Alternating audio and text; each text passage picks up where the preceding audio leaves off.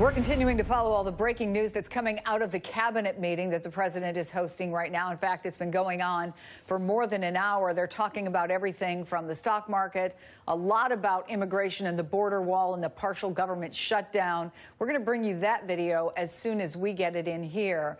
Meantime, when the new Congress convenes tomorrow, members will have a very big job ahead of them, working with President Trump.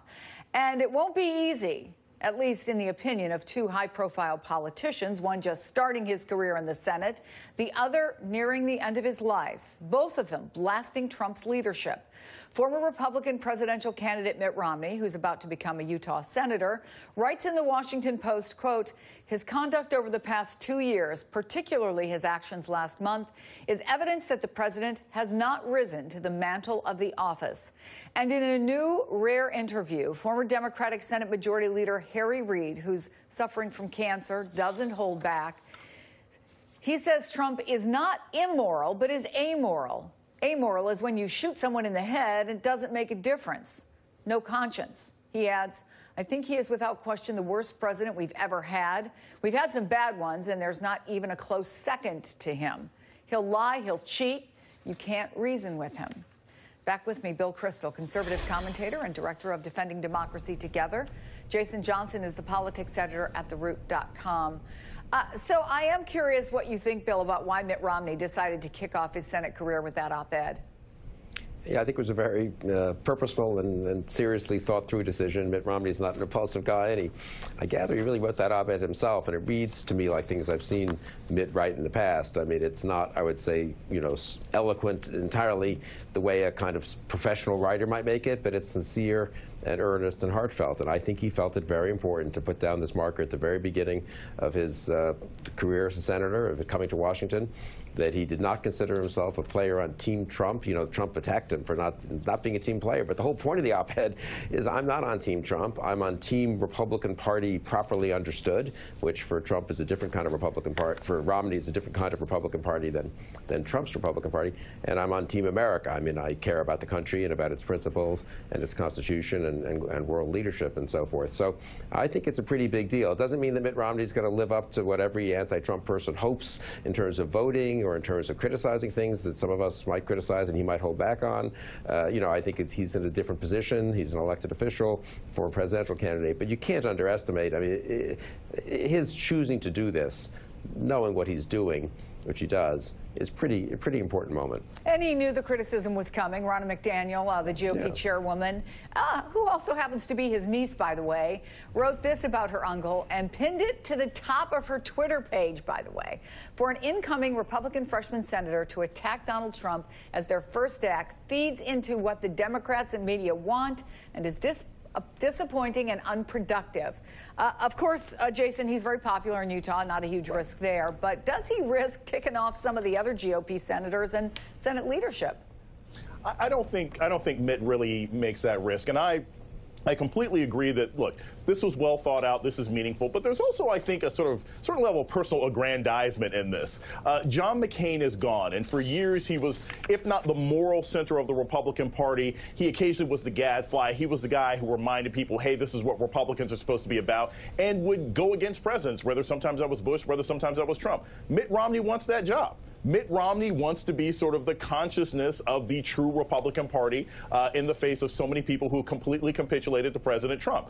I don't know if that's going to mean anything substantive. I don't know if it means Mitt Romney is going to vote against the president. I certainly don't think that this letter means he's necessarily going to primary Donald Trump in 2020. But I think he sees a power vacuum. I think he sees a narrative vacuum in the Republican Party in the Senate, and he wants to step in and be that person that's the go-to answer for whenever Trump says or does something offensive, whether it's in the policy space or social media. Bill, if this op-ed doesn't say, and I agree with Jason on this, it doesn't say I'm going to primary the president, does it perhaps hint that if things go south for the president, if impeachment becomes a thing, any number of things, the Mueller report, if things start to look bad for the president, I'm here, I'm experienced, I'm willing to run again? Yeah, maybe. It doesn't say I'm going to primary the president, but it does say This man doesn't have the character to be president of the United States. So it certainly opens the door for others. It provides a kind of umbrella, you might say, for others to begin seriously exploring it. As someone who's been involved in trying to get people to primary the president and save the Republican Party, I mean, I'd say until, a couple of months ago, certainly until the November elections, people said, oh, that's hopeless. Then the last couple of months, there were more indications. People began to say, yeah, maybe that's not crazy. It's uphill, but not hopeless. I think what Romney's op-ed does is make it clear that he, a very senior person in the party, the prior Republican presidential nominee, is saying this man is unfit to be president of the United States based on his character, not just based on this bad decision or that bad decision, but based on his character. And I think if you're some other more junior person thinking of throwing your hat in the ring or exploring or making a couple of visits to Iowa and New Hampshire, suddenly it's sort of not just one guy who's kind of flaky and out there. It's Mitt Romney has in effect legitimized the notion that the Republican Party can do better in 2020 than Donald Trump. That's very important. The Republican Party can do better and should do better in 2020 than Donald Trump. Whether Romney is the person to carry that torch, we don't know. Right. But that's a very important message. And in this ongoing cabinet meeting, as if he was watching us, the president just talked about Mitt Romney. He said, and again, I always caution people, this won't be necessarily an exact quote. You're in there trying to take it down as accurately as you can, but I wish Mitt could be more of a team player. I endorsed him, and he thanked me profusely. The president then said he had great personal popularity in Utah, and taken a shot, if Romney had fought as hard against President Obama as he did against him, quote, he would have won the election. Jason, what do you think about that? I mean, look, first and foremost, Mitt Romney actually got a larger percentage of the vote than Donald Trump. So on that level, he's actually more popular across the country than the current president of the United States is. But I think, look, the president has a reasonable point.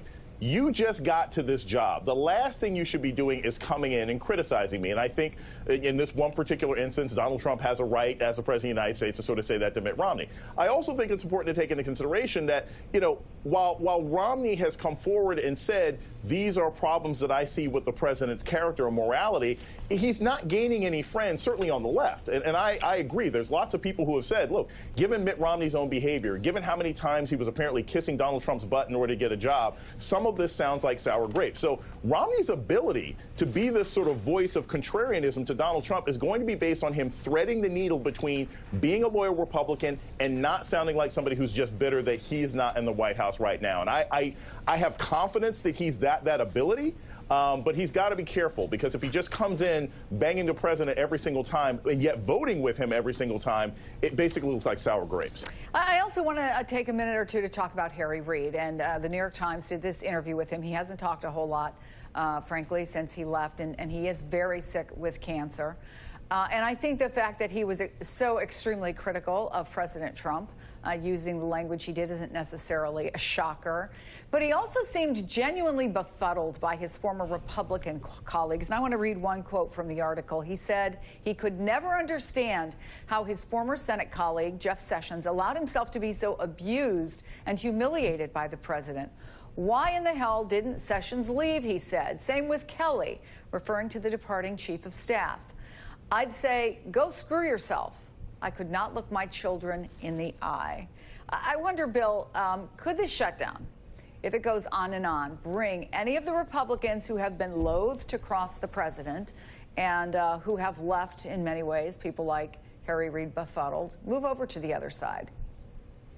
Look, I think it's a very concrete issue for Republican senators. Again, people keep saying it's Trump versus Pelosi. Can they cut a deal? If Mitch McConnell and Pelosi cut a deal, and there are 67 votes in the Senate for, let's say, those 6 appropriations bills, and obviously there'll be a lot of votes in the House, not more than just Democrats, they can override the veto. I mean, people are forgetting that it's a 3-part, it's a triangle here, not a whatever the opposite is, not a, not just a 2-person match, Pelosi versus Trump. The Senate Republicans get a vote. They have for the past 2 years, much to my unhappiness, and I guess Harry Reid's and a lot of other people, been awfully compliant and subservient, you might say, to Donald Trump. But I'm not sure that holds up if we're in a shutdown that looks like it's being provoked.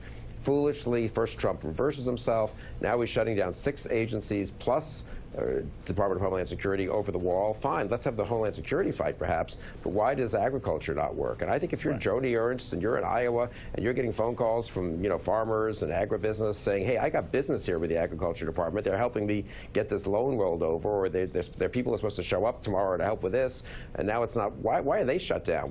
They're not in the fight. This is a appropriations bills for these other departments that were passed by the Senate. So I think people are underestimating the pressure and the possibility that Senate Republicans break from Trump.